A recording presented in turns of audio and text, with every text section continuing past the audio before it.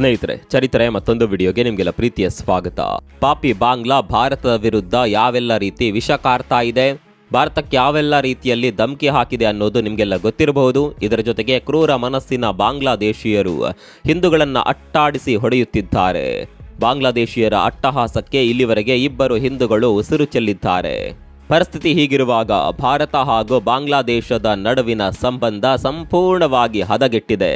ಬಾಂಗ್ಲಾದೇಶ ಇಷ್ಟೆಲ್ಲ ಆಟ ಆಡ್ತಾ ಇರೋದಕ್ಕೆ ಪ್ರಮುಖ ಕಾರಣ ಪಾಕಿಸ್ತಾನ ತನ್ನ ಜೊತೆ ಇದೆ ಅನ್ನುವ ಒಂದೇ ಒಂದು ಕಾರಣಕ್ಕಾಗಿ ಬಾಂಗ್ಲಾ ಭಾರತದ ಜೊತೆ ಮನ ಬಂದಂತೆ ವರ್ತಿಸ್ತಾ ಇದೆ. ಆದರೆ ಟೈಮ್ ಯಾವಾಗಲೂ ಒಂದೇ ರೀತಿ ಇರೋದಿಲ್ಲ. ಸದ್ಯ ಸಪೋರ್ಟ್ ಮಾಡ್ತಾ ಇರೋದು ಕೇವಲ ಪಾಕಿಸ್ತಾನ ಮಾತ್ರ. ಮತ್ತೊಂದು ಕಡೆಯಲ್ಲಿ ಜಗತ್ತಿನ ಬಲಿಷ್ಠ ದೇಶಗಳು ಬಾಂಗ್ಲಾಗೆ ಚೀಮಾರಿ ಹಾಕ್ತಾ ಇದ್ದಾವೆ. ಬಾಂಗ್ಲಾದಲ್ಲಿ ಹಿಂದೂಗಳ ಮೇಲೆ ಆಗ್ತಾ ಇರುವ ದೌರ್ಜನ್ಯದ ವಿರುದ್ಧ ಬಲಿಷ್ಠ ದೇಶಗಳು ಧ್ವನಿ ಎತ್ತೋದಕ್ಕೆ ಶುರು ಮಾಡಿದ್ದಾವೆ. ಹೀಗೆ ಜಾಗತಿಕ ಮಟ್ಟದಲ್ಲಿ ಒತ್ತಡ ಬೀಳುತ್ತಿದ್ದಂತೆ ಬಾಂಗ್ಲಾ ಟರ್ನ್ ಹೊಡೆಯುವ ಸಾಧ್ಯತೆ ದಟ್ಟವಾಗಿ ಕಾಣಿಸ್ತಾ ಇದೆ. ಅದಕ್ಕೆ ಸಾಕ್ಷಿ ಅನ್ನುವ ಹಾಗೆ ಭಾರತದ ವಿರುದ್ಧ ದ್ವೇಷ ಕಾರ್ತಾ ಇದ್ದ ಬಾಂಗ್ಲಾ ಈಗ ಭಾರತದ ಬಳಿ ಅಕ್ಕಿಯ ಭಿಕ್ಷೆ ಬೇಡ್ತಾ ಇದೆ. 50,000 ಟನ್ ಅಕ್ಕಿಯನ್ನ ಭಾರತದಿಂದ ಖರೀದಿ ಮಾಡೋದಕ್ಕೆ ಬಾಂಗ್ಲಾ ಮಧ್ಯಂತರ ಸರ್ಕಾರ ಅಸ್ತು ಅಂದಿದೆ. ಅಲ್ಲಿಗೆ ಒಂದು ವಿಚಾರವಂತೂ ಕ್ಲಿಯರ್, ಬಾಂಗ್ಲಾದೇಶಕ್ಕೆ ಭಾರತ ತುಂಬಾನೇ ಅನಿವಾರ್ಯ. ಬಾಂಗ್ಲಾಗೆ ಅತಿ ಹೆಚ್ಚು ಅಕ್ಕಿ ಸಪ್ಲೈ ಆಗೋದು ಭಾರತದಿಂದಲೇ. ಅದು ಕೂಡ ಅತ್ಯಂತ ಕಡಿಮೆ ರೇಟ್ನಲ್ಲಿ ಬಾಂಗ್ಲಾಗೆ ಭಾರತ ಅಕ್ಕಿ ಮಾರಾಟ ಮಾಡುತ್ತೆ. ಹೀಗೆ ಭಾರತದ ಅನ್ನ ತಿನ್ನುವ ಬಾಂಗ್ಲಾ ಮಾತ್ರ ಭಾರತದ ಬೆನ್ನಿಗೆ ಚೂರಿ ಹಾಕುವ ಪ್ರಯತ್ನವನ್ನ ಮಾಡ್ತಾನೆ ಇರುತ್ತೆ. ಹೀಗೆ ಒಂದು ಕಡೆಯಲ್ಲಿ ಈ ಬೆಳವಣಿಗೆ ಆಗ್ತಾ ಇದ್ರೆ, ಮತ್ತೊಂದು ಕಡೆಯಲ್ಲಿ 17 ವರ್ಷಗಳಿಂದ ಗಡಿಪಾರಾಗಿದ್ದ ನಾಯಕನೊಬ್ಬ ಬಾಂಗ್ಲಾಗೆ ವಾಪಸ್ ಬಂದಿದ್ದಾನೆ. ಈತ ಬರ್ತಾ ಇದ್ದಂತೆ ಬಾಂಗ್ಲಾ ರಾಜಕೀಯದಲ್ಲಿ ಸಂಚಲನವೇ ಸೃಷ್ಟಿಯಾಗಿದೆ. ಅಷ್ಟಕ್ಕೂ ಆ ನಾಯಕ ಯಾರು? ಆತನ ನಾಯಕತ್ವ ಹೊಂದಿರುವ ಆಡಳಿತ ಪಕ್ಷ ಅಧಿಕಾರಕ್ಕೆ ಬಂದರೆ ಭಾರತ ಬಾಂಗ್ಲಾ ನಡುವಿನ ಸಂಬಂಧ ಸುಧಾರಣೆಯಾಗುತ್ತಾ? ಭಾರತದ ವಿರುದ್ಧ ವಿಷ ಕಾರ್ತಾ ಇದ್ದ ಬಾಂಗ್ಲಾ ಈಗ ಅನ್ನಕ್ಕಾಗಿ ಭಿಕ್ಷೆ ಬೇಡ್ತಾ ಇರೋದು ಯಾಕೆ? ಎಲ್ಲವನ್ನ ಡೀಟೇಲ್ ಆಗಿ ತೋರಿಸ್ತೀವಿ ನೋಡಿ.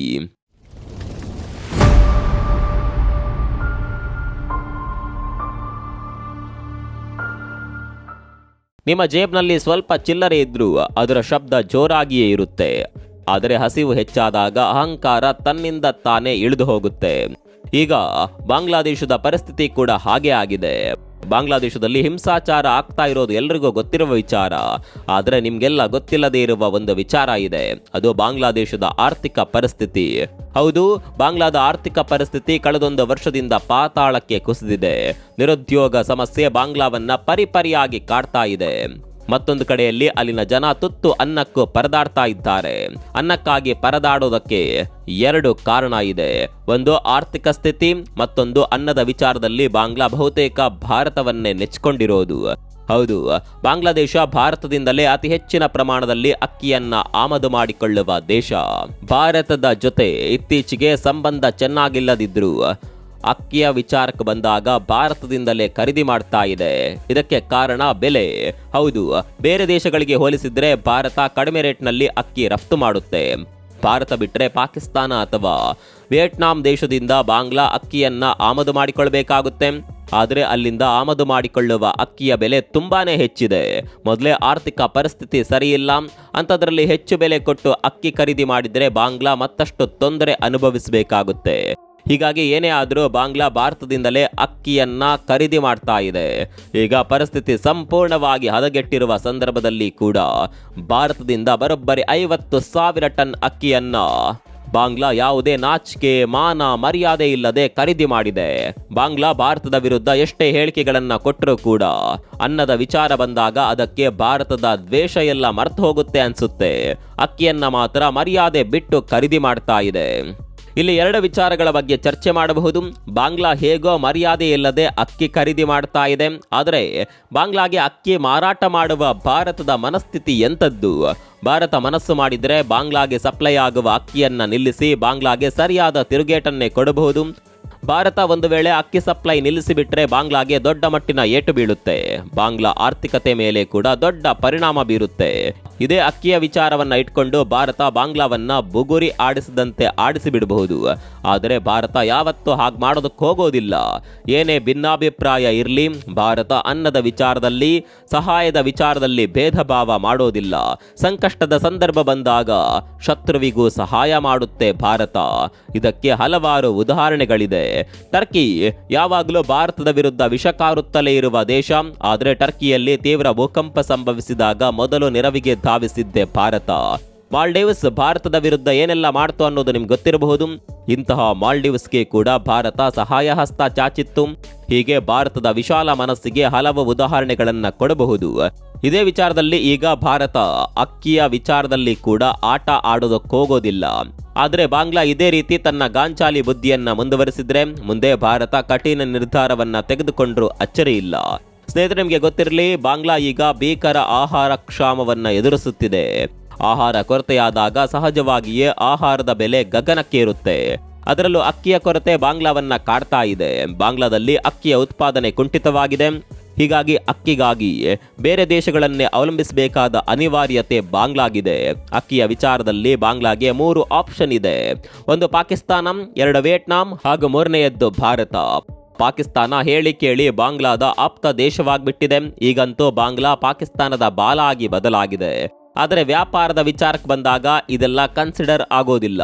ಕಡಿಮೆ ಬೆಲೆಗೆ ಅಕ್ಕಿ ಮಾರಾಟ ಮಾಡೋದಕ್ಕೆ ಪಾಕಿಸ್ತಾನ ರೆಡಿ ಇಲ್ಲ. ಮತ್ತೊಂದು ಕಡೆಯಲ್ಲಿ ಭಾರತಕ್ಕೆ ಹೋಲಿಸಿದ್ರೆ ವಿಯೆಟ್ನಾಂ ದೇಶದ ಅಕ್ಕಿ ಬಲು ದುಬಾರಿ. ಹೀಗಾಗಿ ಸದ್ಯದ ಮಟ್ಟಿಗೆ ಬಾಂಗ್ಲಾಗೆ ಯಾವುದೇ ಆಪ್ಷನ್ ಇಲ್ಲ.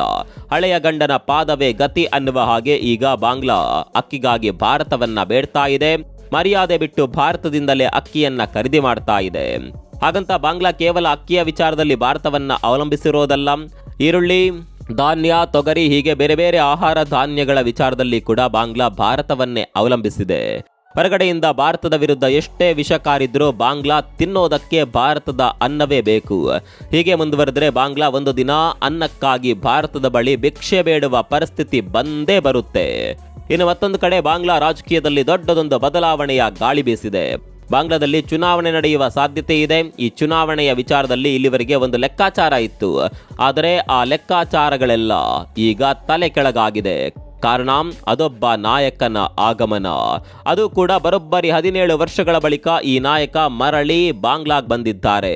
ಆ ನಾಯಕ ಬೇರ್ಯಾರೂ ಅಲ್ಲ, ತಾರಿಕ್ ರೆಹಮಾನ್. ಹೌದು, ಬಾಂಗ್ಲಾದಿಂದ ಒಂದು ರೀತಿಯಲ್ಲಿ ಗಡಿಪಾರಾಗಿದ್ದ ತಾರಿಕ್ ರೆಹಮಾನ್ ಬರೋಬ್ಬರಿ 17 ವರ್ಷಗಳ ಬಳಿಕ ಬಾಂಗ್ಲಾಗೆ ಮರಳಿದ್ದಾರೆ. ಬಾಂಗ್ಲಾಗ್ ವಾಪಸ್ ಆಗ್ತಾ ಇದ್ದಂತೆ ಇವರಿಗೆ ಭರ್ಜರಿ ಸ್ವಾಗತ ಸಿಕ್ಕಿದೆ. ಬಾಂಗ್ಲಾಗ್ ಬರ್ತಾ ಇದ್ದಂತೆ ದೊಡ್ಡದೊಂದು ಸಮಾವೇಶವನ್ನ ಕೂಡ ಮಾಡಿದ್ದಾರೆ ತಾರಿಕ್. ಈ ಸಮಾವೇಶದಲ್ಲಿ ಬರೋಬ್ಬರಿ 5 ಲಕ್ಷಕ್ಕೂ ಹೆಚ್ಚು ಕಾರ್ಯಕರ್ತರು ಭಾಗಿಯಾಗಿದ್ರು ಎನ್ನಲಾಗಿದೆ. ಇಂಟ್ರೆಸ್ಟಿಂಗ್ ಸಂಗತಿ ಅಂದ್ರೆ ಸಾಗರದಂತೆ ಸೇರಿದ್ದ ಕಾರ್ಯಕರ್ತರನ್ನ ಉದ್ದೇಶಿಸಿ ಮಾತನಾಡಿದ್ದ ತಾರಿಕ್ ಎಲ್ಲಾ ಧರ್ಮಕ್ಕೂ ಸುರಕ್ಷಿತ ನಾಡನ್ನ ಕಟ್ಟುತ್ತೇನೆ ಅಂತ ಘೋಷಣೆ ಮಾಡಿದ್ದಾರೆ. ಬಾಂಗ್ಲಾ ಮುಸ್ಲಿಂ, ಬೌದ್ಧ, ಕ್ರೈಸ್ತ, ಹಿಂದೂಗಳ ನೆಲೆಬೀಡಾಗಿದೆ.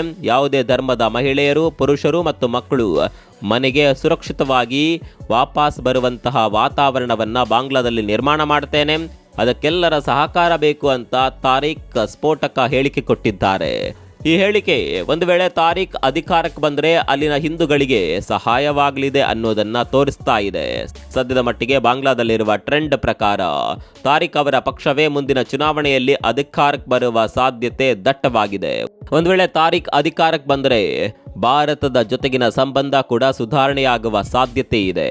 ಏನೇ ಆದರೂ ವಿಷ ಕಾರುವ ಹಾವನ್ನ ನಂಬೋದಕ್ಕೆ ಸಾಧ್ಯವೇ ಇಲ್ಲ. ನಿಮ್ಮ ಪ್ರಕಾರ ಬಾಂಗ್ಲಾದೇಶಕ್ಕೆ ಭಾರತ ಅಕ್ಕಿ ರಫ್ತು ಮಾಡ್ತಾ ಇರೋದು ಎಷ್ಟರ ಮಟ್ಟಿಗೆ ಸರಿ? ನಿಮ್ಗೇನನ್ಸುತ್ತೆ ಕಾಮೆಂಟ್ ಮಾಡಿ.